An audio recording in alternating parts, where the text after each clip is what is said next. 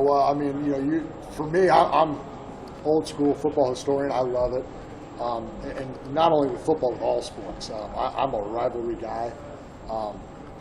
From college basketball, old school Big 8 to Big 12, now Big 10.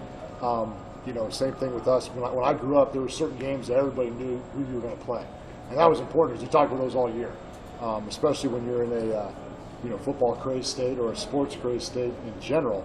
You talk about those things all year round. I think it makes a huge deal for programs. I think tying rivalries in is a lot of fun for fans. It's a lot of fun for players as well. Is it big during the week, or is it big the other 51 weeks? I think it's bigger the other 51 weeks. I mean, it's obviously big during the week.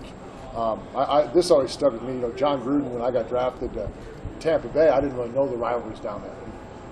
NFC South, it was Carolina. And he told me, he goes, you got drafted here for one reason, to play this game, to play against Carolina. That was the only reason you're here. So it is important, but in our sport, I really believe it's more important the other 365 days to get yourself motivated to work. The week of, that's the routine starting to set in.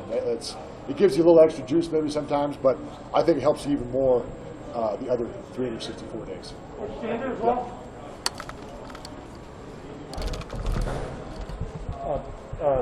Coach Chris Kolarovic, can you just talk about what he brings to the room and his development, I guess, coming from UNI?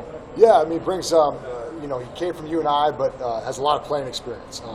They played really good football at UNI. I mean, played Iowa State extremely tough the first game. We saw that. He's well coached. He came in here knowing football. His biggest thing, he had to learn new terminology. A lot of times when you go to new systems, a lot of times they do things similar, but they call it something different. It's like learning Spanish. But no, he's been a great addition to the room, fits in well. It's been fun to coach. What do you think some of his biggest strengths are? I think football understanding, football IQ is definitely at the top of the list. Knows how to work, knows how to practice, and pretty well-rounded guy. I mean, he's knows how to cover, knows how to play the run, keys things pretty well. So he's a pretty well-rounded player. You're able to get a lot of guys in the game with your group. I guess after the starters or that top group, what was your evaluation of some of the younger guys that got their first games? Yeah, I mean, honestly, they played how I expected they would. They were pretty clean, mistake-free, played hard. I thought Ativa did a really good job running to the ball.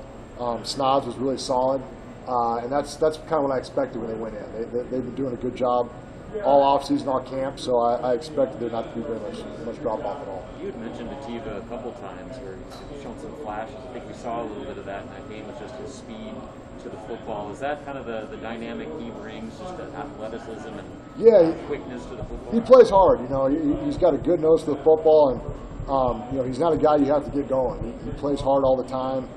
He gets to the football, and honestly, his understanding the defense is really, really improved as well. He's a smart football player, so he's done a nice job. I've been excited about it.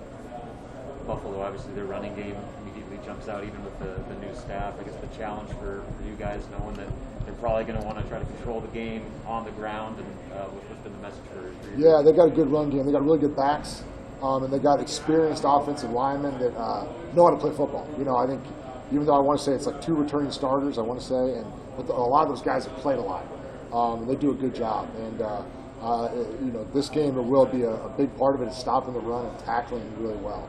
Because those backs do a nice job of, if you hit them at the line of scrimmage, they fall forward, and you got to prevent that because 3rd and 7/8 is a lot easier than 3rd and 2. So, we're expecting them to be really physical, run the ball, and we got to be able to match their physicality. This is another one of those games where you really can't overlook this opponent, regardless of the game you have coming up next, just because of how good Buffalo has been in past years. Yeah, Buffalo's really good. Yeah, no, there's no overlooking anybody. We're extremely excited about this game. We know what kind of team they are. They won their conference last year. Do a really good job. The first game, they were, they got up early, but they played well. They played well in all phases, and it's going to be a big challenge. Okay, no problem. I gave everybody else their turn. I want to ask you one more. You still remember October 27th, 2001.